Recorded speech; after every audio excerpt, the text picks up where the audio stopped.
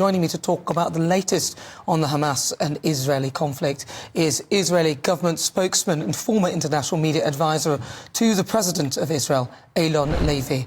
Eylon, thank you so much for joining me. It's good to talk to you. I wanted to get from you, what's the latest on the ground invasion in Gaza? Thank you for having me on the show. The latest is that Israel is pushing ahead with our campaign to destroy Hamas in response to the October 7th massacre.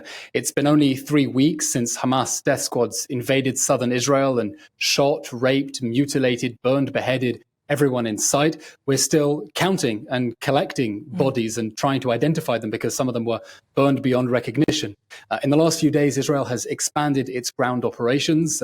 In the last 24 hours, as of this morning, Israel struck over 450 targets inside the Gaza Strip, including senior Hamas commanders, including terror tunnels. And we're expanding those ground operations because our goal in this war that Hamas has dragged us into is to totally defeat Hamas so it can never again hurt our people as it did on October 7th. But how realistic is it actually? Because, I'm 100% behind Israel's right to defend itself. Absolutely. What happened was disgraceful, disgusting. I understood you had a press conference to show people because there felt like almost like a denial of the events and people almost felt like they were forgetting it. But what worries me is that, are you not worried that this may create another layer of terrorists, people who are disenfranchised, what has happened to them? You know, what we saw on October 7th was really beyond the worst nightmare scenarios that anyone in this country could imagine. We have 230 people who are hostage in the Gaza Strip now, including 33 children, including 10 toddlers under the age of 5. And you know what Israeli society has realized across the political spectrum, really, this is something that unites left and right, that we simply cannot live. We cannot exist as a country with a jihadi enclave on our borders, with terrorists who can invade at will. And so even people on the left of Israeli society understand that this situation cannot exist anymore. There can't be a diplomatic accommodation with a genocidal jihadi group that wants to murder us. And Hamas has to go. You know, it would be like in the UK if ISIS controlled Cornwall, for example, and used it as a base for launching invasions of the West Country and butchering everyone they can. No, I don't think the UK would stand for that. And Israel has decided, after so many rounds of conflict, so many rounds trying to deter Hamas, trying to persuade them to attack us again, after that attack, the worst terror attack in world history after 9/11, no more. No more. We can't put up with this anymore. So what about then Netanyahu then? Because I thought he was facing quite a bit of criticism in Israel for not sort of seeing the Hamas strikes initially. Have people sort of moved on from that area now? The attack took everyone in Israel by surprise. Yeah. It was a horrific shock. And the Prime Minister has said that when this war is over, there will be a full accounting and a full reckoning, and everyone in the leadership is going to have to give answers to the Israeli people, and we will investigate this horrific failure right to the bottom. But at the moment, we're focusing on victory. I can tell you it's amazing to see within Israeli society how people have come together. Civilians on the home front trying to do everything they can, packing food for soldiers, driving down supplies, donating money to the people who lost their homes because Hamas set them on fire on October 7th. Our country really is united right now with a very strong sense of justice that this is a war we have to win because it really is the future of our country that's on the line here.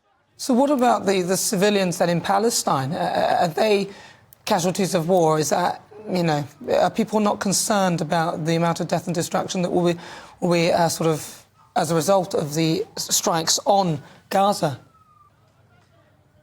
The humanitarian suffering inside the Gaza Strip as a result of Hamas deciding to launch war on us is truly heartbreaking. No one is disputing that. We wish we weren't in this position. This isn't a war that Israel started. It's not a war that we wanted. It's not a war that we even expected. It's a war that Hamas launched on us with the October 7th massacre, butchering 1,400 people. It's since launched over 8,000 rockets at our cities. I've had to run to a bomb shelter several times, and we want to get out of this war. Now, the problem is, inside the Gaza Strip, Hamas has been using civilians as human shields. It's been stopping them from evacuating to safer areas. It's built the command center of its military. This is really unbelievable. The command center of its military in a bunker underneath the main hospital because it knows that Israel doesn't want to hurt civilians. So We're doing everything we can to minimize civilian casualties in the Gaza Strip. Hamas wants to see dead bodies in the Gaza Strip because it gives it a propaganda victory. But we're doing everything we can to minimize civilian casualties, urging people to evacuate, giving them more than enough notice while Hamas continues to attack us. This is the absurdity. Israel is now using its military to protect its civilians, while Hamas is using its civilians to protect its military. And that is, of course, a war crime to use civilians in that way. And we hold Hamas completely responsible for all humanitarian suffering in the Gaza Strip. Yeah, I hear you. But so this notion of a two-state solution, which people talk about, in your view, is that possible? At the moment, we're still identifying body parts more than 3 weeks on from that horrific massacre because Hamas literally burned people to an ash. We're preoccupied with an immediate question of survival and not long-term prospects. But I'll tell you, in the long run, the fact that Hamas was able to use the Gaza Strip as a base to invade Israel and massacre so many people in a matter of hours is going to make a lot of people in Israel question whether it's possible to evacuate territory, whether it's possible to have a territorial withdrawal without terrorists using the West Bank as a similar base for similar atrocities against Israel. But these are questions for the future. Right now, we're focusing on defeating Hamas, defeating the jihadi organization that pulled off October 7th. And after that, after the whole world has made clear that terrorism like that cannot go unanswered, I hope we'll be able to rebuild the region in a way that will accommodate peace and security for everyone living here. Well, listen, we are praying for you, Eylon. Thank you so much for talking. Thank you very much. It's really good to have you on GBNews. That is Eylon Levy. He's the Israeli government spokesman.